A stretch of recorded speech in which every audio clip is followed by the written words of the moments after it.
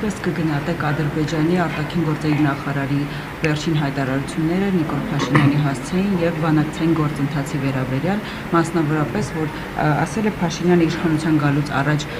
մեկ այլ բան է ասել, իշխանության գալուց հետո արդեն այլ բաներ է ասել։ Գիտեք, Ադրբեջանի արտգործնախարարի հարցազրույցում այդպես շոկային նորություն որևէ բան չկար եւ մեր հանրության համար եւ մենք այդ թեմաների մասին շատ ենք խոսել բանակցային գործընթացի